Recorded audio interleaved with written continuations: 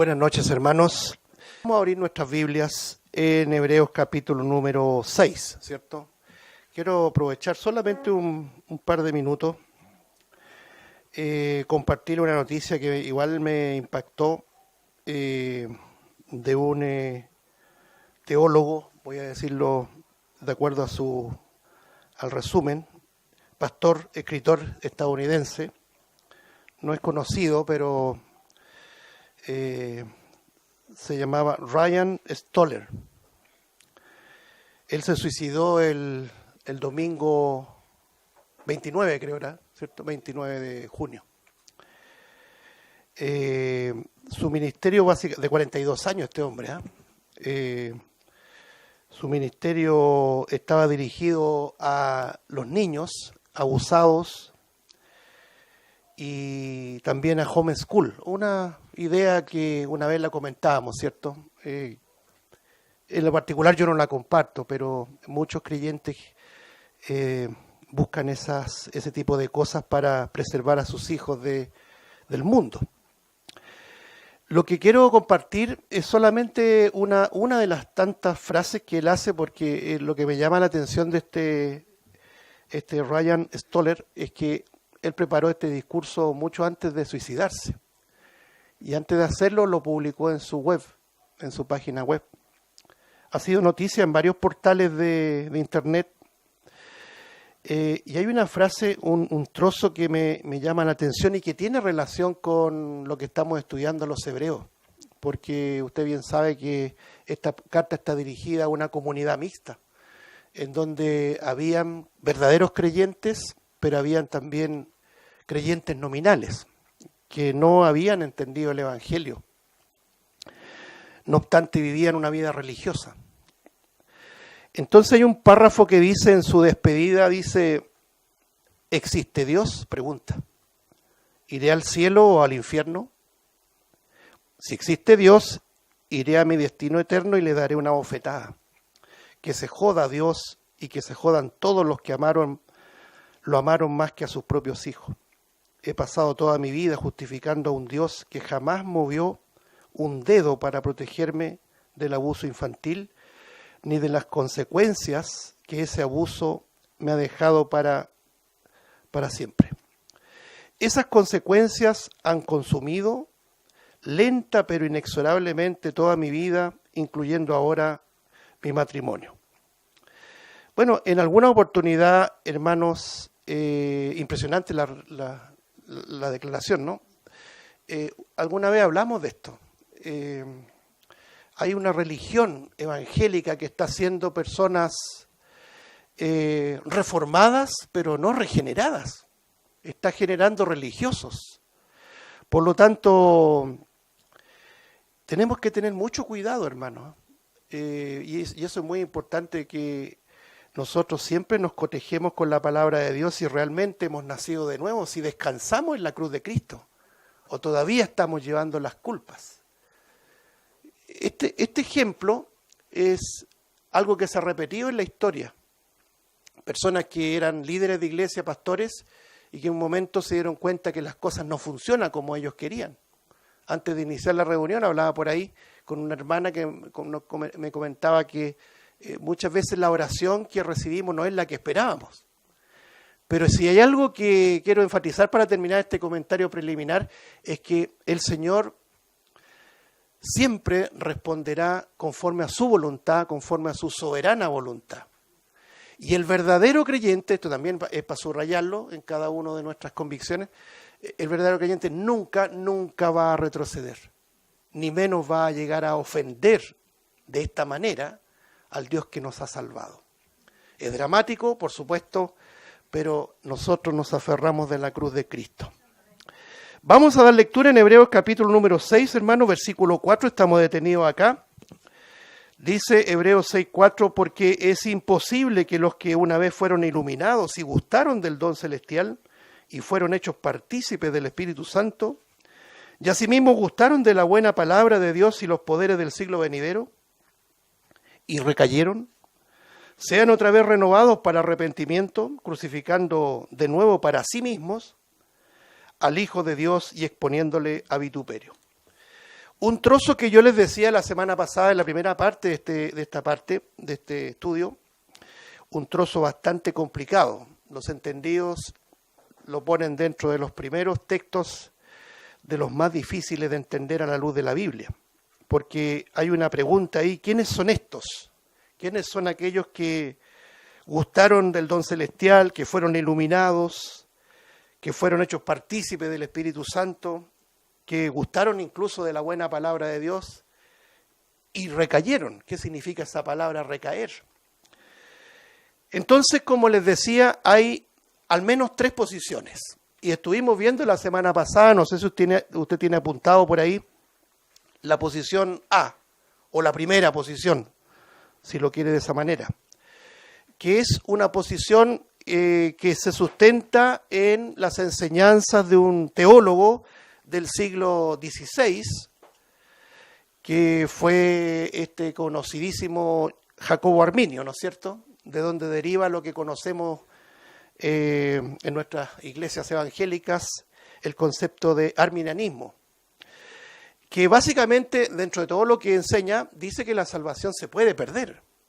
Por eso que hay muchas iglesias evangélicas que enseñan que nosotros no tenemos asegurada la salvación, que la podríamos perder. Pero la respuesta ante esa ponencia tiene que ser muy clara, no puede ser dubitativa, hermano.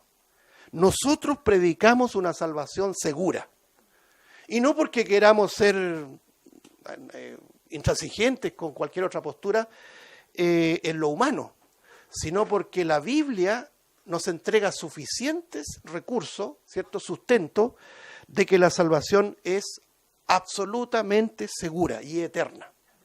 La semana pasada terminábamos hablando de esto, relacionando 2 palabras con nuestra vida. Primero, seguridad de salvación, y segundo, certeza de salvación. La seguridad de la salvación la otorga Dios. El problema está en nuestra certeza de salvación. Cuando uno no anda bien con el Señor y la comunión práctica se ve como obstaculizada, uno va perdiendo la certeza de salvación, pero jamás pierde la seguridad de la salvación. Y gracias al Señor que es así, hermanos, porque si fuera por certeza o fuera por tus esfuerzos y los míos, yo lo digo en primera persona, yo creo que tú también, ya estaríamos perdidos.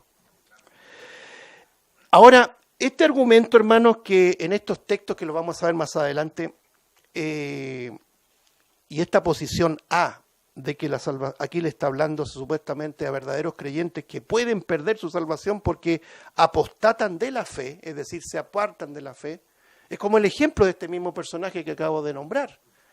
Es dramático porque lo que está declarando es que este hombre nunca conoció el Evangelio. Escribió libros, dirigió iglesias, tuvo un ministerio, pero apostató. No es que haya creído y perdió su salvación, es que nunca nació de nuevo. Es que la culpa del pecado la llevó hasta el último aliento de vida. Qué terrible, qué dramático, hermano. Por eso que nosotros los creyentes, que por pura gracia decimos así, descansamos en la cruz de Cristo. Él se llevó nuestras culpas. Él se llevó todos nuestros pecados. Los pasados, los de hoy día y los de mañana. Y lo digo eso no con una idea licenciosa o licencia para pecar y vivir como queramos. Todos estamos llamados a vivir vidas santas, apartadas, pero somos pecadores. Y por eso que desde acá siempre cuando se ora de manera congregacional decimos, perdónanos, Señor.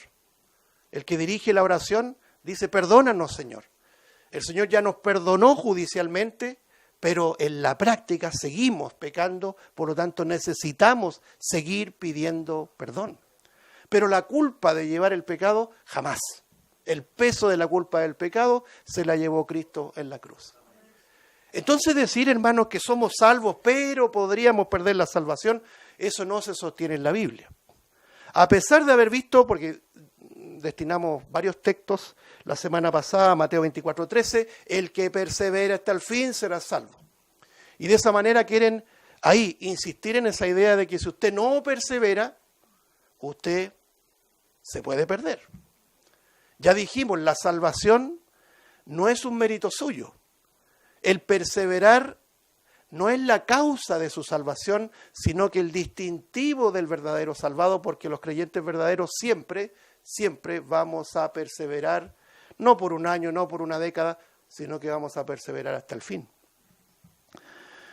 Permanecemos en Cristo porque Él nos ha puesto en esta simiente de redención. Somos parte de esta vid. ¿Se acuerda que Él decía, Juan 15? El que no está conmigo, el que no está en mí, el que no permanece en mí, será echado fuera, se secará y lo recogerán y lo enviarán al fuego. Obviamente está hablando de apóstatas, de personas que están sin ser. El propio Juan dice, salieron de nosotros porque no eran de nosotros. Y salieron de nosotros para que se manifestase que no todos son de nosotros. Eso no es un cántico al orgullo humano, sino a la verdad bíblica de que los que estamos y que somos verdaderos vamos a permanecer hasta el fin con Cristo. Vimos también lo que decía Pablo, que no tiene nada que ver con la salvación. No sea que habiendo sido heraldo para otros, yo mismo venga a ser eliminado. Entonces ahí dicen algunos airosamente, ¿ve que usted puede ser eliminado? Es que ahí no está hablando de la salvación, está hablando del premio, está hablando de la recompensa, de la corona. Entonces textos mal aplicados, textos fuera de contexto para enseñar un pretexto. Hablamos también de Romanos 11, 21 al 22, cuando habla de las ramas que fueron desgajadas y le dice, tú también podrías ser cortado, ¿se acuerda? Y ahí también insisten en ese pasaje que se presentaría la condicionalidad de nuestra salvación porque se podría perder, pero ahí no está hablando de eso. Y finalmente vimos Apocalipsis 3:5, donde dice el Señor a la iglesia en Sardis, no borraré, al que venciere, no borraré vuestros nombres del libro de la vida. Entonces, claro, el que quiere ver alguna cosa lo tergiversa y dice, ve que se puede borrar. No, ahí precisamente está diciendo lo contrario, que no borraré, es decir, su escritura es indeleble. Entonces, hermano, estos puntos que ellos insisten, entre otros pasajes, incluyendo Hebreos capítulo 6, verso 4 al 6, que estamos analizando, los usan para decir que la salvación se puede perder, ¿ya? No se sostiene esa interpretación a la luz de toda la Biblia, ya lo vamos a ver, pero quiero solamente poner 5 objeciones a que la salvación se puede perder. Por ejemplo, ¿se ha puesto a pensar usted cuando, hagamos un ejercicio, decimos nosotros, sí, la salvación se puede perder? Entonces, hermano, hermana, ¿qué hacemos con la doctrina de la regeneración? ¿Se ha puesto a pensar? ¿Qué explicación dan ellos acerca de la doctrina de la regeneración? ¿Qué significa regeneración? El prefijo re es volver y generación viene de generar, de comienzo, de génesis, un nuevo comienzo, un nuevo nacimiento. Regeneración, nuevo nacimiento. Yo me pregunto, hermano, ¿puede alguien nacido de nuevo desnacerse? No sé si existe esa palabra, pero para que se entienda, ¿puede un hijo dejar de ser hijo? Es absurdo en lo teológico y también incluso en lo práctico, pues, hermano. ¿Se acuerdan cuando el Señor puso ese ejemplo de los hijos, del hijo pródigo? A eso me refiero. Ese hijo rebelde, ese hijo que quiso ir a vivir la vida disolutamente en rebeldía, con la mano empuñada, ¿dejó de ser hijo? No dejó de ser hijo. Y qué maravilla es ver eso que ocurre al final de la vida de ese hijo, que obviamente no al final de la vida, sino que de la rebeldía de ese hijo, llegó a ansiar la comida de los cerdos. Imagínense un judío querer alimentarse de la comida de los cerdos, apacentando cerdos, hermano, de las algarrobas. Pero ahí el Espíritu Santo hizo una obra, lo volvió en sí, dice. Es una frase cortita. Lo volvió en sí. Y volvió a su padre. Y seguía siendo hijo. Y el padre lo recibió, fue movido a misericordia, lo bañó, lo vistió, le hizo una tremenda fiesta, porque el que se había perdido ahora era rescatado. Es absurdo, hermanos, decir que un creyente puede perder la salvación porque hay un asunto de nuevo nacimiento. El que ha nacido de nuevo es un hijo de Dios. Y no hay nada que lo pueda hacerlo, a transformarlo inversamente y que el tal deje de ser hijo de Dios. Entonces, por ejemplo, aquí en Primera de Pedro, un pasaje tremendo, mire, en esta esperanza bendita, Primera de Pedro 1:3, que es una doxología muy parecida a la que hace Pablo a los Efesios. Primera de Pedro 1:3 dice: bendito el Dios y Padre de nuestro Señor Jesucristo, que según su grande misericordia, ahí deténgase, no fue tu decisión en la mía, sino la misericordia de Dios. Cuando dice según la misericordia de Dios, es porque Él lo quiso. Es un atributo de Él, no nuestro. Nos hizo renacer, ahí está. Renacer es volver a nacer. Acuérdense que el requisito para ver el reino de Dios es volver a nacer. Se lo dijo el Señor ¿a quién? A Nicodemo. No puedes ver el reino de Dios si no naces de nuevo. Entonces este nuevo nacimiento lo hace el Señor. Yo siempre me pregunto, deténgase ahí todavía un poquito, ¿usted le pidió a sus padres nacer? No, es una acción soberana que Dios determinó formarnos en el vientre de nuestra madre y llegar a este mundo. No fue una decisión humana. Entonces, según su grande misericordia, nos hizo renacer para una esperanza viva por la resurrección de Jesucristo de los muertos, para una herencia incorruptible, incontaminada e inmarcesible, reservada en los cielos para nosotros. Note, todas las bendiciones que nos esperan, amados hermanos. Que soy guardados por el poder de Dios. Note, estas son frases que usted tiene que tenerla aquí grabadas, hermano. Soy guardado por el poder de Dios, no es tu poder lo que nos permite, o mi poder es lo que nos permite estar bien con el Señor, es su poder. Mediante la fe para alcanzar la salvación que está preparada para ser manifestada en el tiempo postrero. Podríamos seguir leyendo, pero quiero repetir eso. Nos hizo renacer. Es absurdo, hermano. Permítame, lo digo con todo respeto para aquellos que creen que la salvación se pierde. Pero muchas veces también a mí me dijeron, es absurdo, y yo resistía la verdad. Acuérdense que, o muchos de los que estamos aquí pensábamos que la salvación se perdía. Y vino paz a nuestra alma cuando las Escrituras se revelaron a nuestro intelecto y a nuestra sensibilidad moral. Y descansamos en Cristo y decir, gracias Señor, porque el que cree en el Hijo tiene vida eterna. Y no vendrá a condenación, porque ha pasado de muerte a vida. Eso es seguridad. Y nosotros hasta que muramos, hermano, o hasta que el Señor nos venga a buscar, vamos a seguir predicando la seguridad eterna del creyente. Sea que nos digan salvo, siempre salvo, allá ellos. Nosotros no nos salvamos por obras, nos salvamos por la obra todo suficiente de Cristo. Entonces, no hay solución para el asunto de la regeneración. ¿Cómo un hijo de Dios puede dejar de serlo? ¿Cómo un renacido puede desnacerse? No se sostiene. Esa es la primera objeción. El segundo asunto es el sello. Acuérdense ustedes que nosotros fuimos sellados. Y cuando la Escritura habla de sello, vamos a Efesios, por favor, a ver si me acompañan en Efesios capítulo número 1 primero.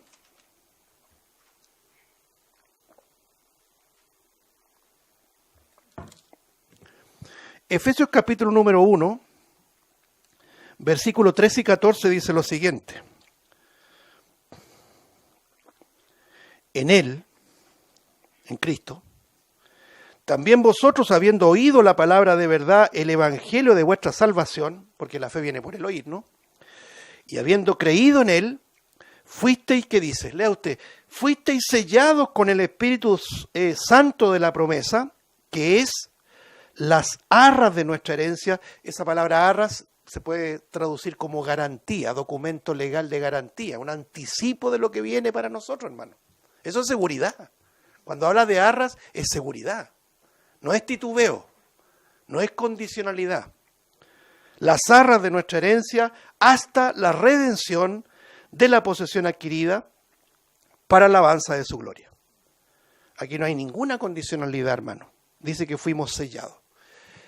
El sello tiene la idea de el dueño de un ganado, por ejemplo, como le llaman cabezas de ganado, ¿ya? Y para evitar que ese ganado se pierda, cuando, ¿se acuerdan el ganado cimarrón que se arrancaba del redil y se arrancaba por las montañas? Venían los cuatreros y se agarraban esos cabezas de ganado y se las llevaban para comer. Pero, ¿qué hacía el propietario de ese ganado? Sellaba a los animales, que es un sello de propiedad. Es una marca indeleble de propiedad. Mis hermanos, simbólicamente nosotros hemos sido marcados, sellados. Eso es lo que, paralelamente, lo hago como paréntesis, va a hacer el anticristo, plagiando el sello del Espíritu Santo, va a sellar a los suyos en el tiempo de la gran tribulación. Con esa marca que dice ahí Apocalipsis 13.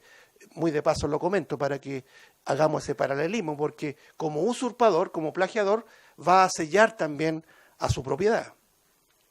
Pero gloria a Dios que nosotros hemos sido sellados por el verdadero Cristo, por el Espíritu Santo, por Dios, por esta bendita Trinidad. Y ese sello es indeleble.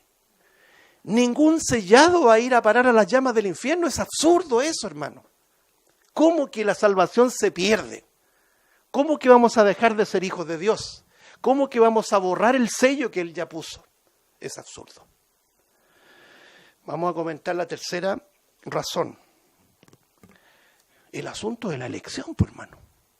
Si Él nos escogió para salvación, ¿cómo es posible que nos va a dejar de escoger? Si Él ya sabe todas las cosas, Él sabe el principio y el fin de nuestra vida. Yo siempre me pregunto, amados hermanos, cuando el Señor escoge a Israel, ¿Dios no sabía que Israel iba a fracasar? Claro que lo sabía. Eso en el plano terrenal, ahora en el plano eterno. Cuando nos escogió el Señor, la pregunta es,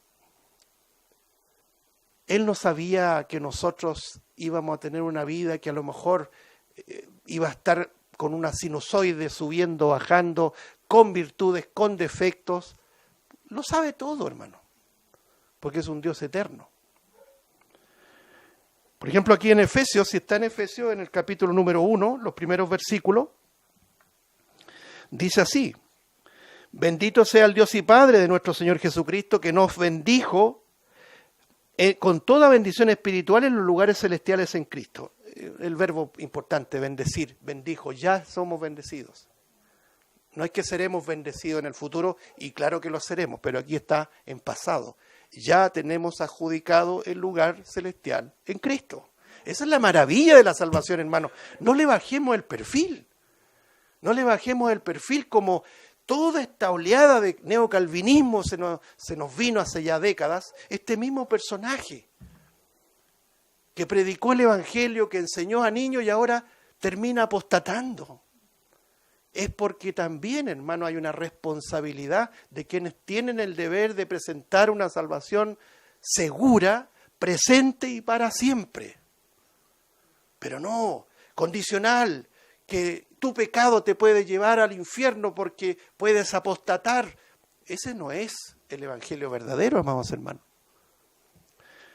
Aquí el texto es bastante claro. Nos bendijo con toda bendición espiritual, más allá de las cosas materiales, porque el Señor no nos dejará huérfanos.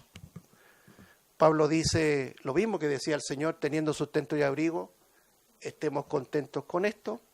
¿Por qué comento eso? Porque hoy día el Evangelio se ha mancillado con una idea de Evangelio de prosperidad. Ese es el Evangelio de Satanás, es el Evangelio de la codicia, el Evangelio de los traficantes de almas, pero no el Evangelio de Cristo. Nosotros ya hemos sido bendecidos con toda bendición espiritual en los lugares celestiales. ¿Qué más dice? Versículo 4. Según nos escogió en Él, en Cristo, antes de la fundación del mundo.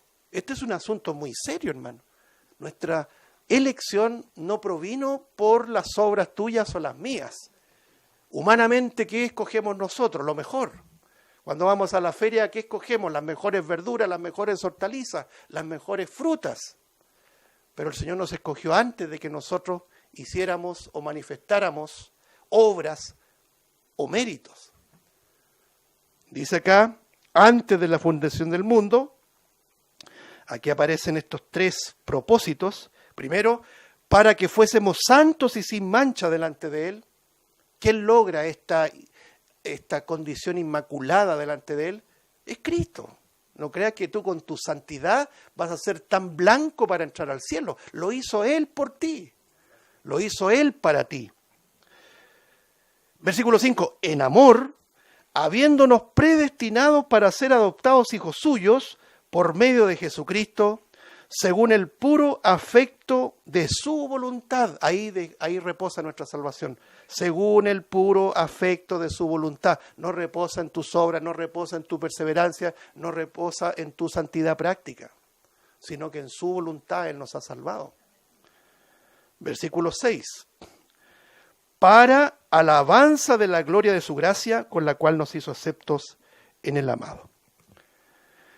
Tres propósitos. Ser santos y sin mancha, ser adoptados hijos suyos y para la alabanza de la gloria de su gracia. ¿Qué le parece?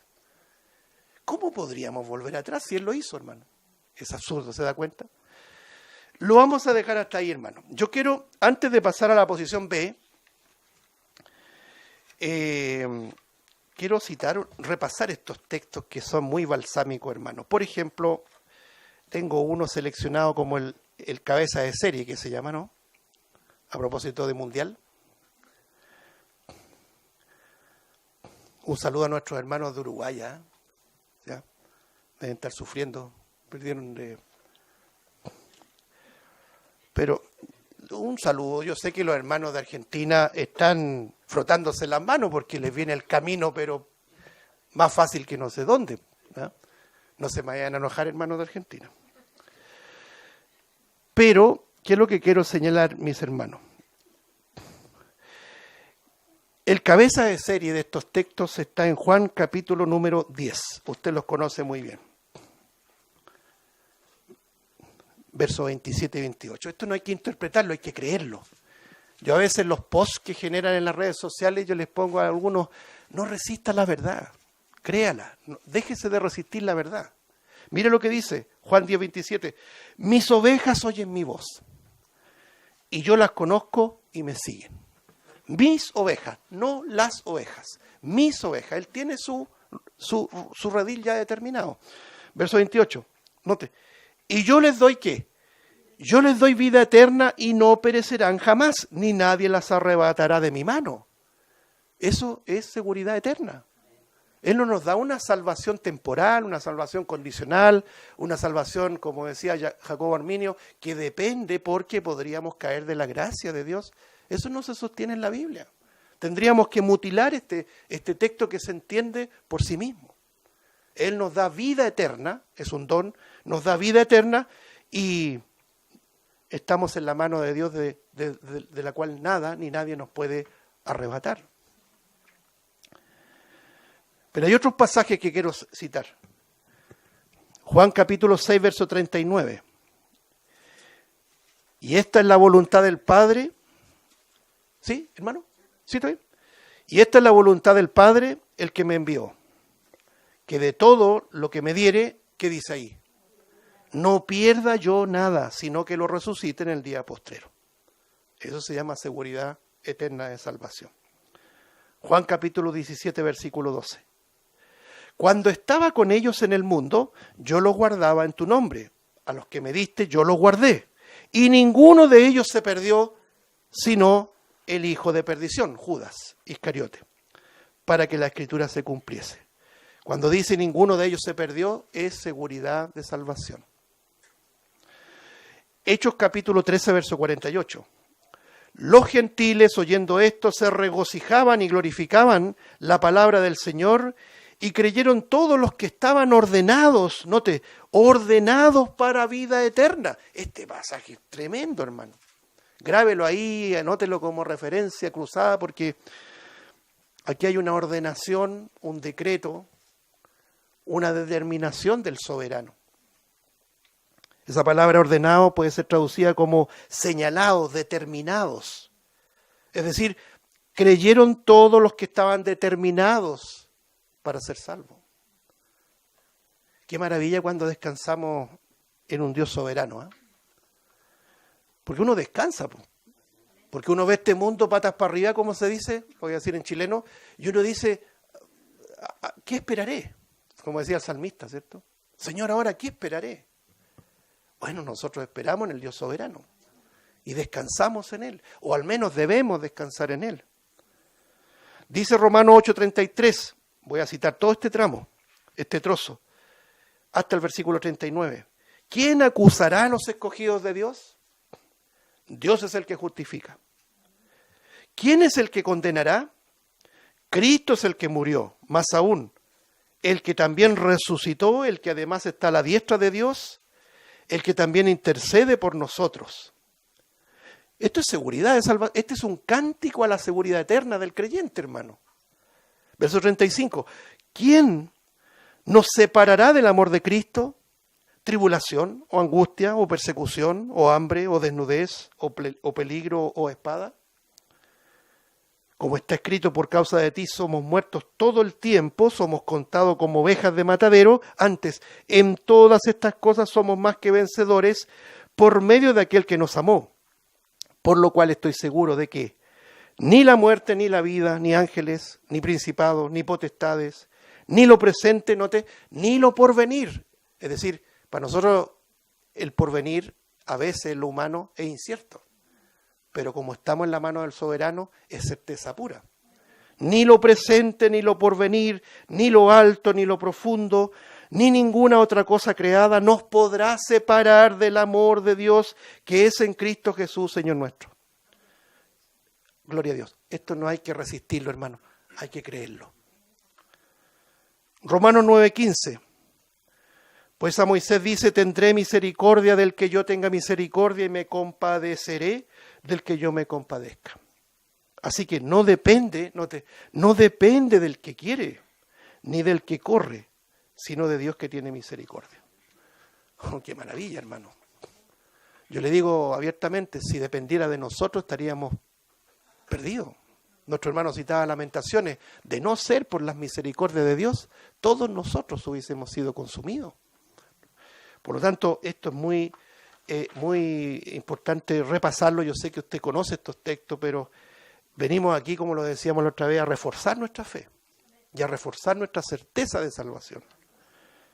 Efesios 4:30 dice, y no contristéis al Espíritu Santo de Dios, con el cual fuisteis que sellados para el día de la redención. Ya tenemos un sello de propiedad, somos propiedad de Dios. Hebreos 7:25.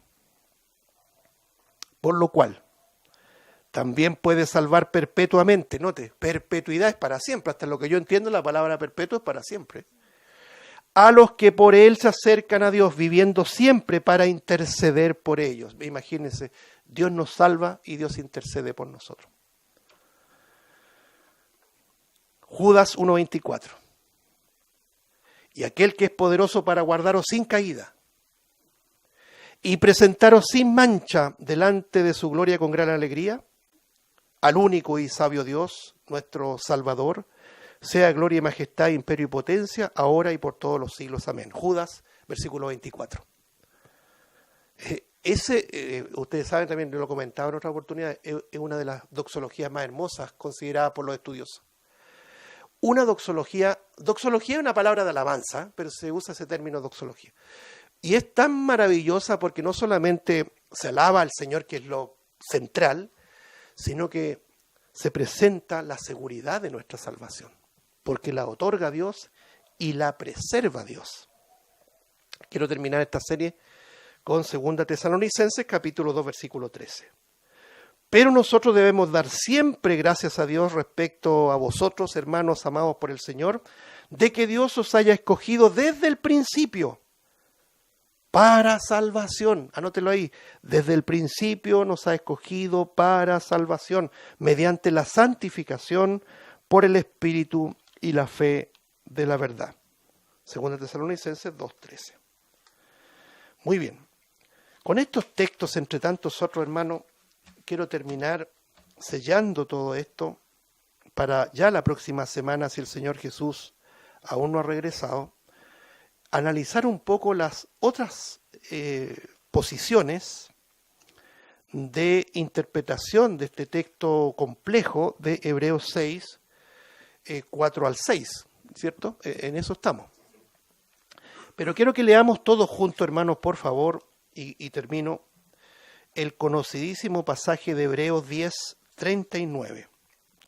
Lo vamos a leer desde el versículo 35, para que entendamos el contexto. Un breve comentario y terminamos. Hebreos 10, 35. No perdáis, pues, vuestra confianza. Eso es lo que se busca, hermanos. Uno viene a la reunión para que no perdamos nuestra confianza. Si habéis creído en el Señor Jesucristo, tú y yo somos hijos de Dios. Y eso nadie lo va a cambiar. Dice, tiene grande galardón. Verso 36. Porque os es necesaria la paciencia, para que habiendo hecho la voluntad de Dios obtengáis la promesa. Porque aún un poquito, el que ha de venir vendrá y no tardará. Esa es la esperanza que tenemos, hermanos. Esa expresión, ese diminutivo de poco, es que Cristo puede volver en cualquier momento, hermano. Y tenemos que vivir así, a la luz de esa inminencia. Lo hemos estado conversando los domingos en la tarde. Versículo 38. Pone una adversativa para que entendamos en el contexto de Hebreo que no todos van a perseverar, porque no todos son de la fe, no todos han nacido de nuevo. Dice, mas el justo vivirá por fe, y si retrocediere, no agradará a mi alma. ¿Quiénes son los que retroceden? Ya lo hemos dicho, los que no nacieron de nuevo. Un creyente jamás va a retroceder, nunca va a volver atrás, nunca va a negar al Señor, nunca va a decir palabras tan blasfemas como las que leímos en el inicio, hermano. Si hubiese estado impactado con esto, hermano. Pero esa interpretación no es que usted lo piense. Mire el versículo 39, ahí está. Pero nosotros, ¿quiénes somos nosotros? Los creyentes. No somos de los que retroceden para perdición. ¿Cómo que la salvación se pierde? ¿Cómo que si dejamos de perseverar nos perdemos? No, aquí dice claramente, no somos de los que retroceden para perdición, sino de los que tienen fe, que es un don de Dios, para preservación del alma. Porque el Señor no solo nos ha salvado, sino que nos ha dado la fe y nos preserva por y para toda la eternidad. Que el Señor bendiga su palabra. Te damos gracias.